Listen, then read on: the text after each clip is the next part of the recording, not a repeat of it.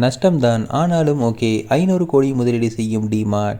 இந்தியாவின் முன்னணி ரீட்டெயில் கடைகளில் ஒன்றான டி-மார்ட் தனது வர்த்தகத்தை அடுத்தடுத்து விரிவாக்கம் செய்வதற்காக பல்வேறு முயற்சிகளை செய்து வருகிறது. இதில் முக்கியமாக இந்தியாவில் வேகமாக வளர்ந்து வரும் ஆன்லைன் வர்த்தக துறையில் டி-மார்ட் நிறுவனத்தால் பெரிய அளவில் வெற்றியடைய முடியாமல் உள்ளது. இந்தியாவின் அடுத்த தலைமுறை நுகர்வோர் சந்தையை பிடிக்க வேண்டுமென்றால் கட்டாயம் இ-காமர்ஸ் மற்றும் குயிக் காமர்ஸ் அவசியம். இதை உணர்ந்த டி-மார்ட் இந்த பிரிவு வர்த்தகத்தை மேம்படுத்த தொடர்ந்து முயற்சிகளை மேற்கொண்டு வருகிறது. அதன்படி டி-மார்ட்டின் தாய் நிறுவனமான அவென்யூ சூப்பர் மார்ட்ஸ் ஆன்லைன் பிரிவு வர்த்தக மேம்படுத்துவதற்காக மட்டும் சுமார் 500 கோடி ரூபாய் அளவிலான முதலீட்டை செய்ய உள்ளதாக அறிவித்துள்ளது.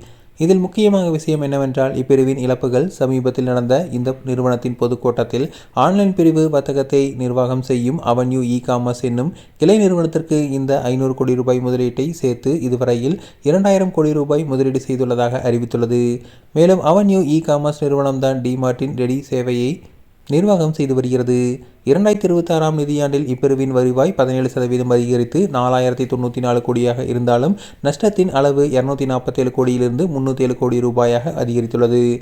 இந்த 2000 கோடி ரூபாய் முதலீட்டை இதுவரையில் டி-மார்ட் ரெடி சேவை 18 நகரங்களில் விரிவாக்கம் செய்யப்பட்டாலும் இன்னும் லாபகரமாக மாறவில்லை. இதனால் தற்போது சேவை அளிக்கும் நகரங்களின் எண்ணிக்கையை 15 நகரங்களாக சுருக்கியுள்ளது. இதே பிரிவில் வர்த்தகம் செய்யும் செப்டோ, பிளிங்கிட், ஸ்விக்கி, இன்ஸ்டாமார்ட் போன்ற அதிக அளவிலான வர்த்தகத்தையும் வருமானத்தையும் பார்த்து வருகிறது. டி-மார்ட் சமீப காலமாக உணவு விற்பனை, மருந்து விற்பனை என பல பிரிவுகளில் வர்த்தகத்தை விரிவாக்கம் செய்துள்ளது.